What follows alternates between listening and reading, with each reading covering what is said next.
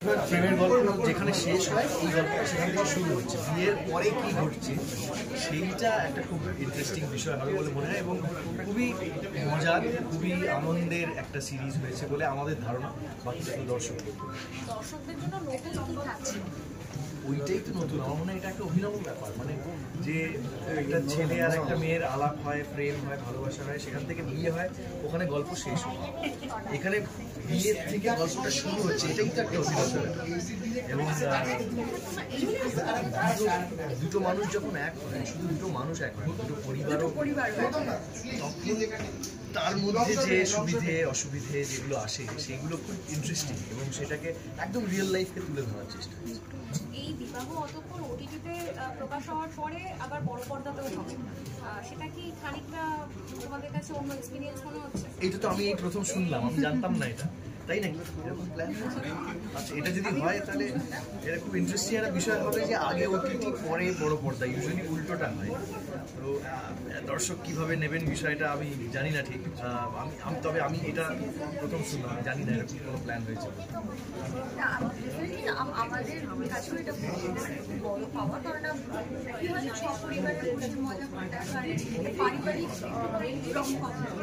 আমরা সবাই stressful life, আমাদের সবারই আমরা সবাই একটু হাসতে পছন্দ করি এবং বিবাহ অতঃপরের ক্ষেত্রে আমি এটাই বলবো যে যারা যারা দেখবেন তারা সবাই হাসবেন। যে ঘটনাগুলো ঘটছে সেগুলো খুব প্র্যাকটিক্যাল, এটাই হয়। নর্মালি দুটো ফ্যামিলির প্যারেন্টস আমাদের হাজব্যান্ড ওয়াইফের মধ্যে লেগে যায়, প্রচুর ঝামেলা হয়, সবই একটু বড় করে হচ্ছে এবং একটু অন্য ধারে হচ্ছে এবং নিশ্চয়ই লোকের ভালো লাগবে, খুবই পছন্দ হবে, কারণ অন্য ধরনের একটা কমেডি।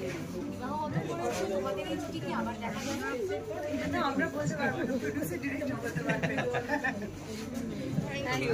করার চিন্তা ভাবনা আছে। দেখুন, ব্যাপারটা হচ্ছে ফাইটের যিনি কর্ণধার নীলরতন দত্ত এনআরডি বলে যাকে যিনি, এবং রূপা দত্ত ম্যাডাম প্রডিউসার, তো তাদের দুজনের অসম্ভব প্রিয় অভিনেতা অভিনেত্রী গৌরব এবং অরুণ। আমার তো বটেই, মানে আমি ওদের সাথে আগেও কাজ করেছি। প্রধান মানে মেন যে ডিসিশন মেকিং কাস্টিংয়ের সেটা কিন্তু মানে আমাদের সবারই, মানে মেনলি এইটা আইডিয়েট করেছেন নীলুবাবু, নীলরতন এনআরডি সাহেব, তারপরে রূপাদি, এবং তারপরে আমি অয়না হালদার, যিনি এই ছবির ক্রিয়েটিভ হেড। তো সবাই মিলেই আমরা যখন কাস্টিংয়ের কথা ভাবতে শুরু করি, এদের দুজনের কথা যখন প্রথম ড্রপ ইন করা হয়, তখন তারপর আমরা আর কোনো অপশন খুঁজে পাইনি, কারণ আমরা আমাদের ভিজুয়ালাইজেশন নিয়ে আমরা খুব কনভিন্স ছিলাম যে এটা গৌরব আর অরুণিমাই একমাত্র চলে যাচ্ছে। অবশ্যই, কারণ এটারই সিকুয়েল হওয়ার প্ল্যান হচ্ছে আমাদের, যেটার নাম বিবাহ অ্যালবাম বা ফ্যামিলি অ্যালবাম বলে।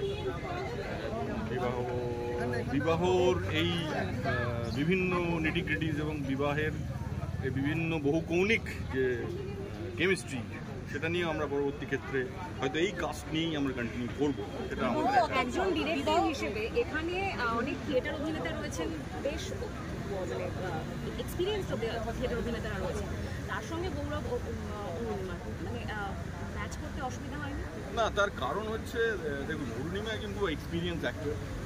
অরুণিমা বোধহয় সব মাধ্যমেই অভিনয় করেছে, সিনেমা, থিয়েটার, টেলিভিশন, সিরিজ।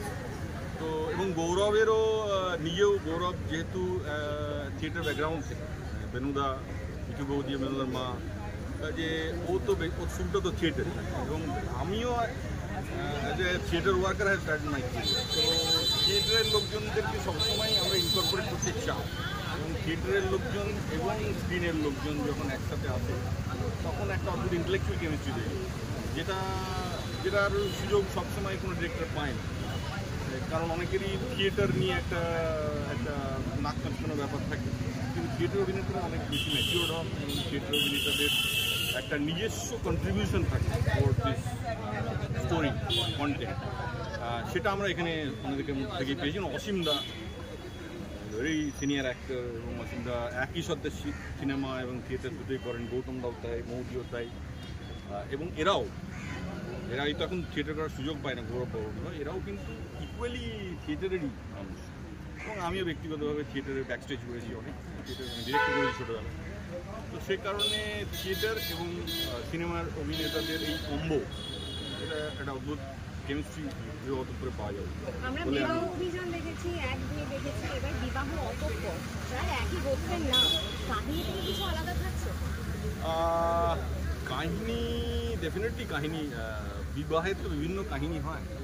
বিবাহকে নিয়ে মানে কাহিনীর কোনো শেষ নেই। বিবাহ একটা এমন মানুষের জীবনের এমন একটা ডেলিকেট ইস্যু, ডেলিকেট পার্ট, যে বিবাহকে বিভিন্ন অ্যাঙ্গেল থেকে যদি ডাইসেক্ট করা হয় তাহলে তার বিভিন্ন নির্যাস বেরোয়।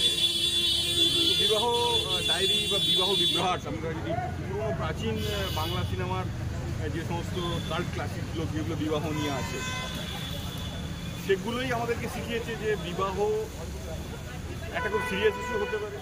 বিবাহ নিয়ে যদি আমরা তার ভেতরে ঢুকি, তাকে যদি অন্য অ্যাঙ্গেল, বিভিন্ন অ্যাঙ্গেল থেকে দেখি, তাহলে তার বিভিন্ন নির্যাস বেরিয়ে যেটা আমি বললাম, সেরকম এটারও আমরা যে অ্যাঙ্গেল থেকে এই সম্পর্কটাকে দেখেছি, এই বিবাহ এটা শুধুমাত্র একজন স্বামী স্ত্রীর গল্প না, তার সঙ্গে রিলেটেড দুটো পরিবার। গল্পটা একটা রকম মুভি। গল্পটাতে হাসি মজা চলে, বিয়ের পরে কি হয়, দারুণ একটা মজা হয়। বিয়েটা ভালোবাসার বিয়ে হয়েই গল্প শেষ হয়ে যায় না, বরং গল্পের শুরু হয়। পরিবারের সাথে টানা করে তার মধ্যে কি করে মজার দৃশ্য পরিচালক বা স্ক্রিপ্ট রাইটার নিয়ে এসছেন সেটাই দেখার, এবং তার সঙ্গে দেখার সুনিপুণ অভিনেতা অভিনেত্রীদের অভিনয়। এটা ওটিটি আসছে, কবে আসছে এটা? এটা ওটিটিতে আসছে, ওটিটি মানে ফ্রাইডে আমাদের ওটিটি, ক্যামেলিয়ার ওটিটি, সেটাতে 25শে জুলাই মুক্তি পাচ্ছে এই ওয়েব সিরিজটি, আর হলে তার পরবর্তীকালে মুক্তি পাবে।